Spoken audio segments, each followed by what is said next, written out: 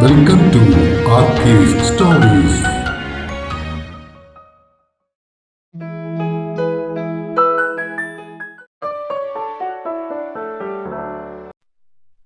കാന്താരിക്കൊരു കല്യാണം ഭാഗം 7.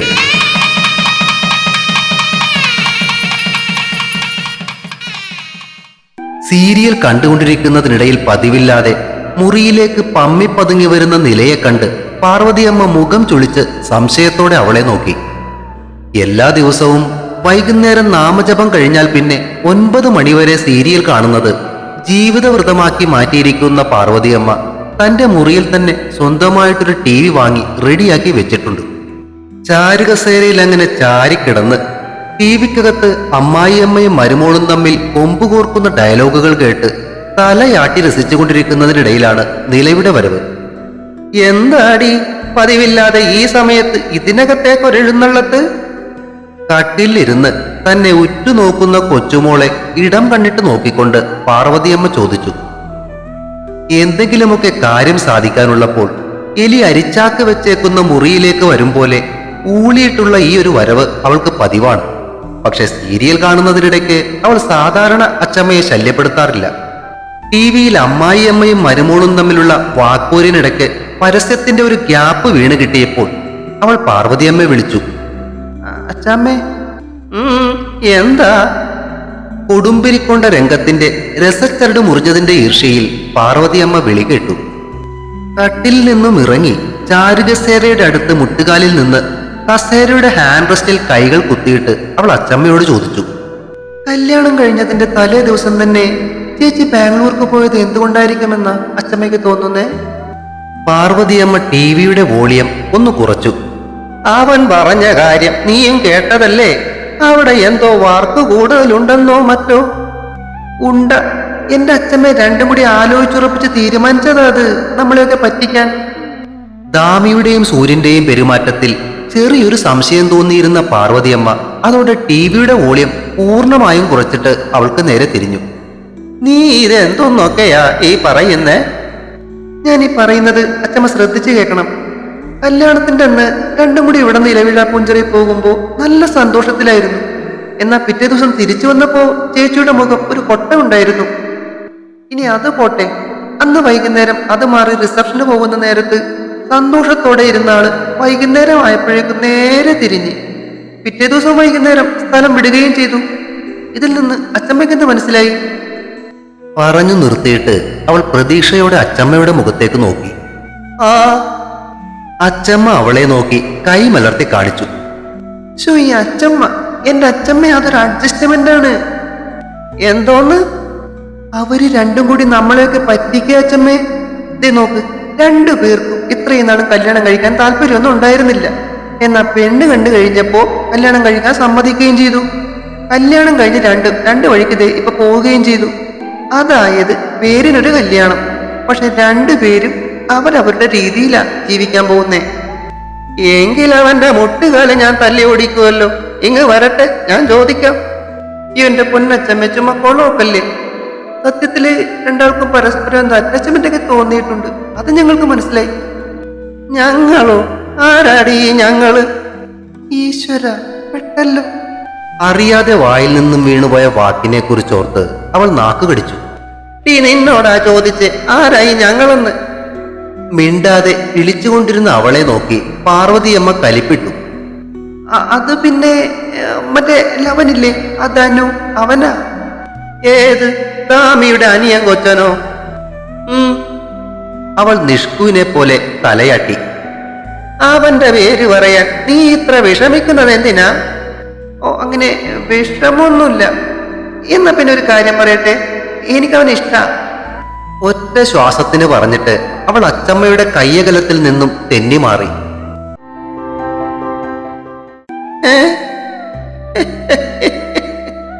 ആദ്യം ഒന്ന് കണ്ണുമിഴിച്ചെങ്കിലും അടുത്ത നിമിഷം അച്ചമ്മ പൊട്ടിച്ചിരിച്ചു. നീ ആള് കൊള്ളാലോടി. എന്നിട്ട് പറ, എന്ന് തുടങ്ങി ഈ പരിപാടി? ഒരുത്തനെ കല്യാണം കഴിപ്പിക്കാനായിരുന്നു പാട്. ഇവിടെ ഒരുത്തിരെ പാലും പൊക്കി പിടിച്ചോണ്ട് വന്നേക്കുന്നു. കൊള്ള. അയ്യോ, ഇതെങ്ങനെ അച്ചമ്മ വിചാരിക്കും പോലെ അല്ല. പിന്നെ അതായത് ഞാനും ധനുവും കൂടെ ചേർന്ന് പ്രണയം എന്താണെന്ന് ആ രണ്ടെണ്ണത്തിനെ കാണിച്ചു കൊടുക്കാൻ പോവാ.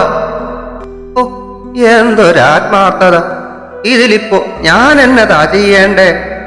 അച്ഛമ്മ നൈസായിട്ട് ധനുവിന്റെ കാര്യം ഇവിടെ ഒന്ന് അവതരിപ്പിക്കണം. ഒരു കല്യാണാലോചന പോലെ.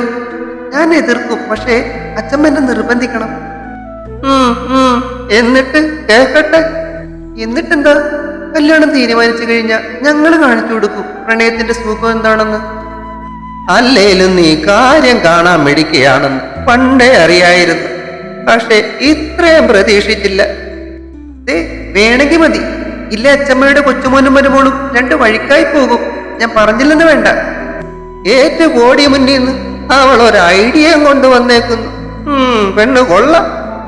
ചാടി എഴുന്നേറ്റ് കൈയോങ്ങിയ പാർവതി അമ്മയുടെ മുന്നിൽ നിന്നും നില വലതുവശത്തുകൂടെ ചാടി ഓടി. അന്ന് പതിവിലും താമസിച്ചാണ് ഷൈനി ഓഫീസിൽ നിന്നും ഇറങ്ങിയത്. ഫ്ലാറ്റിലെത്തിയപ്പോഴേക്കും രാത്രി 9 മണി കഴിഞ്ഞിരുന്നു. കോളിംഗ് ബെൽ അടിച്ചതിന് ശേഷം കാത്തുനിന്ന അവളുടെ മുന്നിൽ ഡോർ തുറന്ന ദാമിയുടെ കോലം കണ്ട് ഷൈനി കണ്ണുമിഴിച്ചു. ഇതെന്നാ കോലോടി പോത്തെ? ഞാൻ പോയപ്പോ തൊട്ട് നീ ഇവിടെ നുറക്കുമായിരുന്നോ? കിടന്നുറങ്ങിപ്പോയെന്നേ. ചെറുതായി വയറുവേദന തുടങ്ങിയിട്ടുണ്ട്. ഓ, and flow came so early. കല്യാണത്തിന്റെ തിരക്കും ടെൻഷനും ഒക്കെ കൊണ്ടാവും ഞാൻ കിടക്കാൻ പോവാ. ഇനിയിപ്പോ നാളെ 4 കാലിലായിരിക്കുമല്ലോ. മരുന്ന് വല്ലതും കയ്യിലുണ്ടോ? യെസ്. നീ വല്ലതും കഴിച്ചായിരുന്നോ? ഓ, ഞാൻ ഓർഡർ ചെയ്തോളാം. നിനക്ക് വേണോ? ഇന്നിനി വേണ്ട. വല്ലതും കഴിച്ചിട്ട് കിടക്ക വേണ്ടേ? വേണ്ടടി. Good night. അതും പറഞ്ഞ് ദാമി ആടിത്തൂങ്ങി തന്റെ മുറിയിലേക്ക് നടന്നു. ചെന്ന പാടെ കട്ടിലേക്ക് മറിഞ്ഞും കെട്ടി വീണിട്ട് ഹോട്ട് വാട്ടർ ബാഗ് എടുത്ത് വയറിനോട് ചേർത്ത് വെച്ച് പുതപ്പ് വലിച്ച് തല ഒഴികെ ശരീരം മുഴുവൻ മൂടിയ ശേഷം അവൾ മൊബൈൽ ഓണാക്കി വാട്സാപ്പ് തുറന്നു. 8 മണിക്ക് സൂര്യന്റെ മെസ്സേജ് വന്നിട്ടുണ്ട്. Good night and sweet dreams. ചുണ്ടിൽ വിരിഞ്ഞ ചിരിയോടെ ഫോൺ എടുത്ത് അവൾ അവനെ വിളിച്ചു. ഫുൾ റൗണ്ട് റിങ് ചെയ്ത് കട്ടായപ്പോൾ വീണ്ടും ഒരിക്കൽ കൂടി അവൾ അവന്റെ നമ്പർ ഡയൽ ചെയ്തു. റിങ് പോകുന്നതല്ലാതെ അവൻ ഫോൺ എടുക്കുന്നുണ്ടായിരുന്നില്ല. തെണ്ടി. കോൾ കട്ട് ചെയ്ത ശേഷം ഇയർപോഡ് കണക്ട് ചെയ്ത് ചെവിയിലേക്ക് വെച്ചിട്ട് മ്യൂസിക് ഫോൾഡറിൽ നിന്നും ഇഷ്ടപ്പെട്ട പാട്ട് പ്ലേ ചെയ്തുകൊണ്ട് അവൾ കിടക്കയിലേക്ക് ഒന്നുകൂടി ചരിഞ്ഞു കിടന്നു. വിറ്റ്നി ഹൂസ്റ്റന്റെ I will always love you എന്ന ഗാനം ആ ഇയർപോഡിൽ കൂടി അവളുടെ കാതിലേക്ക് മെല്ലെ ഒഴുകിയിറങ്ങി. പിറ്റേ ദിവസം കാലത്ത് എഴുന്നേറ്റപ്പോൾ ദാമിയുടെ വയറുവേദന അതിന്റെ മൂർധന്യത്തിലായിരുന്നു. എല്ലാ മാസവും ഇത് സ്ഥിരം പതിവാണ്. കത്തിവേഷത്തിലാടുന്ന ഒരു ദിവസം. അടിവയറ്റിൽ നിന്നും ഉടലെല്ലാം കൂടി വലിച്ചു പറിച്ചെടുക്കുന്നത് പോലെയുള്ള വേദനയിൽ ഭക്ഷണം പോലും നേരെ ചൊവ്വെ കഴിക്കാതെ പെയിൻ കില്ലർ കഴിച്ച് ഹോട്ട് വാട്ടർ ബാഗും വെച്ച് കൊഞ്ചിനെ പോലെ ചുരുണ്ടുകൂടി കിടന്നുറങ്ങുക എന്നതാണ് ആ ദിവസത്തെ ദാമിയുടെ പരിപാടി. കല്യാണം കഴിഞ്ഞ് പ്രസവത്തോടെ ഈ വേദന കുറയും എന്നൊരിക്കൽ കണ്ട ഒരു ഗൈനക്കോളജിസ്റ്റ് പറഞ്ഞപ്പോൾ ഈ യൂട്രസ് അങ്ങ് എടുത്തു കളഞ്ഞാലോ എന്ന് ഡോക്ടറോട് ചോദിച്ചതിന് അമ്മയുടെ വായിൽ നിന്നും കേട്ട പൂരപ്പാട്ട് ഓർമ്മയുള്ളത് കൊണ്ടാണ് പിന്നീട് അവൾ അതിനെപ്പറ്റി ആലോചിക്കാതിരുന്നത്. Good morning. ഹോട്ട് വാട്ടർ ബാഗും അടക്കിപ്പിടിച്ച് കൈകൾ തുടക്കിടയിൽ തിരികെ കയറ്റി ചുരുണ്ടു കിടക്കുകയായിരുന്ന ദാമി ഷൈനിയുടെ ശബ്ദം കേട്ട് ആലസ്യം പൂണ്ട കണ്ണുകൾ വലിച്ചു തുറന്ന് തല ഉയർത്തി നോക്കി. ഡോർ തുറന്ന് തല മാത്രം അകത്തേക്കിട്ട് ഓടാൻ തയ്യാറെടുത്ത പോലെയാണ് ഷൈനിയുടെ നിൽപ്പ്. ഈ ദിവസത്തെ ദാമിയുടെ മൂഡ് സ്വിങ്സിന്റെ സ്ഥിരം ഇരയാകാറുള്ളത് കൊണ്ട് അവൾക്കറിയാം ചിലപ്പോൾ ഓടേണ്ടി വരുമെന്ന്. ഒന്ന് പോയേടി. അവളുടെ അമ്മമ്മേനെ കെട്ടിക്കാനുള്ള ഒരു ഗുഡ് മോർണിംഗ്. ആഹാ, എന്ത് സുഖം. എടി കോപ്പെ, നിനക്ക് ഭക്ഷണം വല്ലതും വേണോന്ന് അറിയാമെന്നതാ. ഒന്ന് പോണ്ട. ഇവിടെ മനുഷ്യന് വയറുവേദന എടുത്ത് പണ്ടാരടങ്ങി കിടക്കുമ്പോഴാണ് അവള് വച്ചിക്കാൻ വന്നേക്കുന്നത്. തനിക്ക് നേരെ പറന്നു വരുന്ന തലയണ കണ്ടതും വാതിലടച്ച് ഷൈനി എസ്കേപ്പ് അടിച്ചു. ഡി പുല്ലെ, പോവല്ലേടി, ജിലേബി ഉണ്ടോ? അകത്തു നിന്നും ദാമി വിളിച്ചു ചോദിക്കുന്നത് കേട്ട അവൾ വീണ്ടും വാതിൽ തുറന്ന് തല അകത്തേക്കിട്ടു. ഉണ്ടായിരുന്നത് മുഴുവൻ കല്യാണത്തിന് പോകും മുന്നേ നീ തന്നെ വെട്ടിമുണങ്ങിയില്ലേ? ഈ സമയത്ത് ആകപ്പാട് തിന്നാറുള്ളത് അത് മാത്രമാണ്, നീ ഓർത്തോ? ഓപ്പ്. ഷൈനി പറഞ്ഞത് കേട്ട് തലയണയിലേക്ക് മുഖം അമർത്തിക്കൊണ്ട് അവൾ പിറുപിറുത്തു. അല്പസമയം അവളുടെ ആ കിടപ്പ് നോക്കി നിന്നതിന് ശേഷം ഷൈനി ആ കതക് മെല്ലെ ചാരി. മധുരപലഹാരങ്ങളിൽ ദാമി ഏറ്റവും ഇഷ്ടപ്പെടുന്ന ഒന്നാണ് അല്പം പുളിരസം കൂടിയുള്ള മഞ്ഞ ജിലേബി. മൂഡ് സ്വിങ്ങിന്റെ ഈ ദിവസങ്ങളിൽ പ്രത്യേകിച്ചും. ഫ്രിഡ്ജിൽ അത് സ്ഥിരം സ്റ്റോക്ക് ഉണ്ടാകാറുണ്ടെങ്കിലും കല്യാണം പ്രമാണിച്ച് പോകുന്നതിന്റെ തലേ ദിവസം ഒറ്റ ഇരിപ്പിന് അവൾ അത് മുഴുവനും തീർത്തിട്ടാണ് വണ്ടി കയറിയത്. തിരിച്ചു വന്നപ്പോൾ അത് വാങ്ങാനും ഓർത്തില്ല. അതിന്റെ ദേഷ്യം തലേണയിൽ തീർത്തുകൊണ്ട് അവൾ മെല്ലെ കണ്ണുകൾ അടച്ചു. ആ കിടപ്പിനിടയിൽ ചെറുതായൊന്നു മയങ്ങിപ്പോയ ദാമി വീണ്ടും കതക് തുറക്കുന്ന ശബ്ദം കേട്ടാണ് ഉണർന്നത്. ജിലേബിയും വാങ്ങി ഷൈനി വന്നതായിരിക്കും എന്നോർത്ത് ചെറിയൊരു ചിരിയോടെ കണ്ണു തുറന്ന് വാതിൽക്കലേക്ക് നോക്കി അവൾ അവിടെ നിന്നിരുന്ന ആളെ കണ്ട് കണ്ണു മിഴിച്ചു. അവളെയും നോക്കി കണ്ണു ചിമ്മി ചിരിച്ചുകൊണ്ട് സൂര്യൻ. അവനെ അവിടെ കണ്ടതും അവൾക്കപ്പോൾ ദേഷ്യമാണ് തോന്നിയത്. എന്താ? അവളുടെ ആ ചോദ്യം പ്രതീക്ഷിക്കാതിരുന്ന സൂര്യന്റെ മുഖം ഫ്യൂസ് പോയ ബൾബ് പോലെയായി. ഞാൻ ജിലേബി. നീ ജിലേബിയോ? എഞ്ചാടാ, നീ എന്താ ഇവിടെ? ഹോർമോൺ മനസ്സിലുയർത്തിയ ഇഷ്ടക്കേടോടെ അവൾ ചോദിച്ചു. അത് പിന്നെ നാളെയാണല്ലോ ഞങ്ങൾ ഓൾ ഇന്ത്യ ട്രിപ്പിന് പുറപ്പെടാൻ ഉദ്ദേശിച്ചിരുന്നത്. പക്ഷെ ഇന്ന് എനിക്ക് ഇവിടം വരെ വരേണ്ട ഒരു ആവശ്യമുണ്ടായിരുന്നു. സോ ഞാൻ ഇന്നലെ രാത്രി ബുള്ളറ്റും എടുത്ത് നാട്ടിൽ നിന്നിങ്ങ് പോന്നു. അതും പറഞ്ഞിട്ട് അവൻ മുറിക്കകത്തേക്ക് കടക്കാൻ ശ്രമിച്ചു. അവിടെ തന്നെ നിന്ന് പറഞ്ഞാൽ മതി, ഇങ്ങോട്ട് കെട്ടിയെടുക്കണ്ട. കിടക്കയിൽ കിടന്നുകൊണ്ട് തന്നെ കൈകൾ ഉയർത്തി അവൾ പറഞ്ഞത് കേട്ട് അവനൊന്ന് അറച്ചു നിന്നു. നീ എന്താ അതിനിടയ്ക്ക് ജിലേബിയുടെ കാര്യം പറഞ്ഞേ? ഓ അതോ, ഇങ്ങോട്ട് പോരുന്നതിന് മുന്നേ നിന്റെ അമ്മയോട് വിളിച്ചു ചോദിച്ചപ്പോ ഈ മഞ്ഞ ജിലേബി നിനക്ക് വളരെ ഇഷ്ടമാണെന്ന് പറഞ്ഞു. അതുകൊണ്ട് വരുന്ന വഴി കുറച്ച് മേടിച്ചായിരുന്നു. ഇവിടെ എത്തിയപ്പോൾ ഷൈനി പറഞ്ഞു നിനക്ക് വയറുവേദന ആയിരിക്കുകയാണെന്ന്. എങ്ങനെയുണ്ട് ഇപ്പോ? എന്തിനാ തടവി തരാനോ? നീ ഒന്ന് പോയേ, ആ ജിലേബി ഇങ്ങത്താ. അവൾ പറഞ്ഞത് കേട്ട് ജിലേബി അടങ്ങിയ സ്വീറ്റ്സ് ബോക്സ് കട്ടിലിൽ വെച്ചിട്ട് അവളെയും നോക്കി സൂര്യൻ അവിടെ തന്നെ നിന്നു.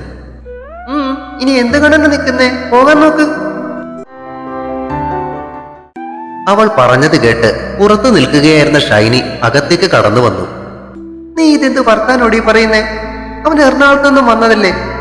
ഇനി നാളെ അവിടെയൊന്നും വരുന്നവർക്കൊപ്പം അവൻ ഇവിടെ ജോയിൻ ചെയ്യും. അപ്പൊ ഇവിടെ നിൽക്കാൻ പറയേണ്ടതിന് പകരം അവനോട് പോകാൻ പറയുന്നോ? എന്നാ നീ കൊണ്ടുപോയി നിന്റെ റൂമിൽ കിടത്തടി. വേണ്ടെന്ന് വിചാരിച്ചിട്ടും അറിയാതെ വാക്കുകൾ പുറത്ത് ചാടിപ്പോയി. മങ്ങിയ മുഖത്തോടെ അവളെയും ഷൈനിയെയും മാറി മാറി നോക്കുന്ന സൂര്യന്റെ നേരെ നോക്കാതെ ദാമി തലയിണയിലേക്ക് മുഖം പൂഴ്ത്തി. നീ ഇങ്ങ് പോര് സൂര്യ, എന്ന് അവളോട് സംസാരിച്ച ശരിയാകില്ല. അവന്റെ കൈകളിൽ പിടിച്ചു വലിച്ച് പുറത്തേക്ക് കൊണ്ടുപോകുന്ന ഷൈനിയെ കണ്ടതും അവളുടെ കണ്ണുകൾ എന്തിനെന്നറിയാതെ നിറഞ്ഞു. ഷിറ്റ്! കൈകൾ ഉയർത്തി കിടക്കയിൽ തല്ലിക്കൊണ്ട് മനസ്സിൽ ഉരുണ്ടുകൂടിയ ദേഷ്യവും സങ്കടവും അവൾ അമർത്താൻ ശ്രമിച്ചു. അവൻ കൊണ്ടുവച്ചിട്ട് പോയ ജിലേബിയും പെയിൻ കില്ലറും കഴിച്ച ശേഷം നീണ്ട ഒരു മയക്കവും കഴിഞ്ഞ് പിന്നീട് അവൾ ഉണരുമ്പോൾ മുറിക്കകത്ത് വെളിച്ചം മങ്ങിത്തുടങ്ങിയിരുന്നു. കൈയെത്തിച്ച് അടുത്ത് കിടന്നിരുന്ന മൊബൈൽ അവൾ ഓൺ ചെയ്ത് നോക്കി. സമയം 6:40 PM. വയറുവേദനയും ക്ഷീണവും അതിനൊപ്പം പെയിൻ കില്ലർ നൽകിയ മന്ദതയും കൂടിയാകുമ്പോൾ ഇതുപോലൊരു മയക്കം അവൾക്ക് പതിവുള്ളതാണ്. പുറത്ത് ടിവിയുടെ ശബ്ദം കേൾക്കാം. ഷൈനി ഏതോ സിനിമ വെച്ചിട്ടുണ്ടെന്ന് തോന്നുന്നു. ഇവളിന്ന് ഓഫീസിൽ പോയില്ലേ? ക്ഷീണം മാറാത്ത ശരീരവുമായി കിടക്കയിൽ കൈകൾ കുത്തി മെല്ലെ എഴുന്നേൽക്കുന്നതിനിടയിൽ ദാമി ആലോചിച്ചു. വയറുവേദനയ്ക്ക് ചെറിയൊരു ആശ്വാസമുണ്ട്. ടേബിളിൽ ഇരുന്ന വെള്ളം എടുത്തു കുടിച്ചതിന് ശേഷം അവൾ മെല്ലെ നടന്ന് മുറിയുടെ വാതിൽ തുറന്നു. തൊട്ടു മുന്നിലെ ഹാളിൽ ടിവിയിൽ വെച്ചിരിക്കുന്ന സിനിമ ആസ്വദിച്ചുകൊണ്ട് സെറ്റിയിൽ അവൾക്ക് മുഖം തിരിഞ്ഞിരിക്കുന്ന ഷൈനിയും സൂര്യനും. ഇവൻ പോയില്ലേ? രണ്ടും കൂടി അടയും ചക്കരയും പോലെ അടുത്തടുത്തിരുന്ന് സിനിമ കാണുന്നത് കണ്ടതും അവളുടെ ഉള്ളിൽ എന്തിനെന്നറിയാതെ വീണ്ടും ഒരു ദേഷ്യം മുളപൊട്ടി. രണ്ടുപേരുടെയും നടുക്ക് എന്തോ വെച്ചിട്ടുണ്ടെന്ന് തോന്നുന്നു. ഇടയ്ക്കിടയ്ക്ക് അതിൽ നിന്നും കൈയിട്ട് വാരി കഴിക്കുന്നതിനൊപ്പം എന്തോ പറഞ്ഞ് ചിരിക്കുന്നുമുണ്ട് രണ്ടും കൂടി. സെറ്റിയുടെ ബാക്ക് റെസ്റ്റിലേക്ക് ഉയർത്തി വെച്ചിരിക്കുന്ന സൂര്യന്റെ ഇടത് കൈ ചാരിയിരിക്കുന്ന ഷൈനിയുടെ പുറകുവശം വരെ എത്തിയിട്ടുണ്ട്.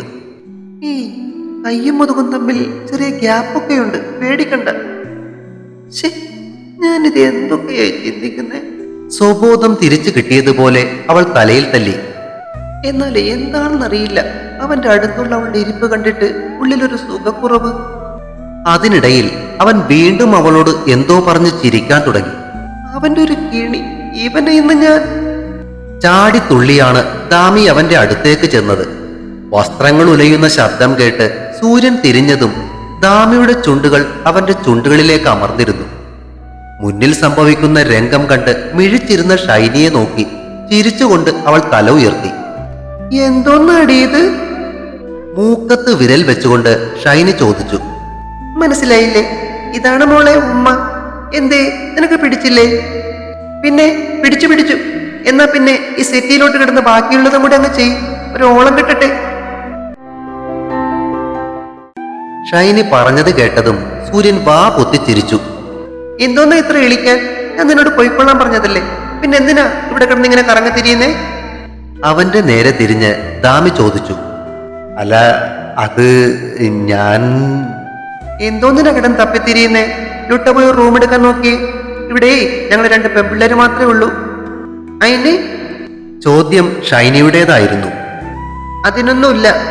ഷൈനിയോട് മറുപടി പറഞ്ഞതിന് ശേഷം തിരിഞ്ഞ് സൂര്യനെ നോക്കി അവൾ ചോദിച്ചു.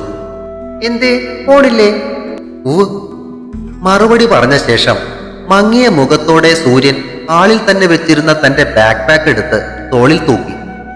പിന്നെ കല്യാണത്തിന് മുന്നേ നമ്മൾ തമ്മിൽ പറഞ്ഞ കാര്യങ്ങളെല്ലാം ഓർമ്മയുണ്ടല്ലോ അല്ലേ? പോകാനായി തയ്യാറെടുത്ത അവനോട് ദാമി ചോദിച്ചു. എന്നാ പിന്നെ ലുട്ട ചെല്ല്. അവൾ ചെന്ന് അവന് പോകാൻ വേണ്ടി വാതിൽ തുറന്നു പിടിച്ചു. സോറി. മുഖമുയർത്തി അവളെ നോക്കി പറഞ്ഞിട്ട് ആ ബാഗും തൂക്കി അവൻ വെളിയിലേക്ക് ഇറങ്ങി. ഇപ്പോഴാ ഒരു സമാധാനമായത്. അതും പറഞ്ഞ് കസേരയിലേക്കിരുന്ന അവളെ ഷൈനി അല്പം ഈർഷ്യയോടെ നോക്കി. എന്ത് പ്രഹസനോട് സജീത്? സത്യം പറ, അന്ന് ഫസ്റ്റ് നൈറ്റ് ആഘോഷിക്കുന്നതിനിടയ്ക്ക് നിന്റെ തല വല്ല പാറയമേൽ അടിച്ചായിരുന്നോടി? ഷൈനിയുടെ ചോദ്യം കേട്ട് അവൾ ഒന്ന് ഇളിച്ചു കാണിച്ചു. ഇല്ല, ശരിയാകില്ല ഷൈനി. അവനിങ്ങനെ അടുത്തു നിന്നാ ചിലപ്പോ എന്റെയും കൺട്രോൾ പോകും. ഇങ്ങനൊരു കിനാശേരിയല്ല ഞാൻ സ്വപ്നം കണ്ടത്. ജീവിതത്തെക്കുറിച്ച് ഞാൻ കണക്ക് കൂട്ടിയതെല്ലാം അപ്പാടെ മാറിപ്പോകും. Which I don't want to happen. അങ്ങനെ എന്തെങ്കിലും ഇനി ഉള്ളിൽ തോന്നുകയാണ് അവൻ ഇനി എന്നോട് പറയട്ടെ, എന്നിട്ട് ആലോചിക്കാം ബാക്കി കാര്യങ്ങൾ. പൂവ, നീ ഇപ്പൊ കാണിച്ചതുപോലുള്ള കന്നത്തരം കാണിക്കുവാണേ അവൻ ഇപ്പം വരും. നോക്കി ഇരുന്നേച്ചാലും മതി. അവന്റെ സ്ഥാനത്ത് ഞാനാറ്റായിരുന്നേ നിനക്കിട്ടൊന്ന് പൊട്ടിച്ചിട്ടേ പോവുള്ളായിരുന്നു. അതിന് നീയല്ലല്ലോ മോളെ സൂര്യൻ. അതല്ലേ ഞാൻ ധൈര്യത്തോടെ പറഞ്ഞത്. എന്തായാലും അവനൊന്ന് പോയിട്ടൊക്കെ വരട്ടെ. ഇതാണ് ഞാൻ. ഈ എന്നെ അവന് ഉൾക്കൊള്ളാൻ പറ്റുമോ എന്ന് ഞാനും കൂടി ഒന്ന് നോക്കട്ടെ. കൈകൾ വിരിച്ച് സോഫയിലേക്ക് ചാരി കിടന്നുകൊണ്ട് പറയുന്ന ദാമിയെ ഷൈനി അത്ഭുതത്തോടെ നോക്കി നിന്നു. പല കോഴികളെ കണ്ടിട്ടുണ്ട്, പക്ഷെ സ്നേഹമുണ്ടോ എന്നറിയാൻ കെട്ടിയവനെ തല്ലി ഓടിക്കുന്ന സൈസ് ഇതാദ്യം കാണുകയാണ്. പൊന്നോ, നമിച്ചു. തൊഴുതു പിടിച്ചുകൊണ്ട് അവൾ പറയുന്നത് കേട്ട് ദാമി മെല്ലെ ചിരിച്ചു. തുടരും. കാന്താരിക്കൊരു കല്യാണം അടുത്ത ഭാഗം ഉടൻ പ്രതീക്ഷിക്കുക. സബ്സ്ക്രൈബ് ചെയ്യാത്തവരുണ്ടെങ്കിൽ ദയവായി സബ്സ്ക്രൈബ് ചെയ്യണേ. കഥ ഇഷ്ടമാകുന്നവർ ഒരു ഇമോജിയെങ്കിലും അഭിപ്രായമായി പറയുന്നതിനൊപ്പം കഥയുടെ ലിങ്ക് പരിചയക്കാർക്കൊക്കെ ഷെയർ ചെയ്തു കൊടുത്തും ലൈക്കുകൾ നൽകിയും സപ്പോർട്ടുമായി കൂടെ ഉണ്ടാകണേ. Thank U.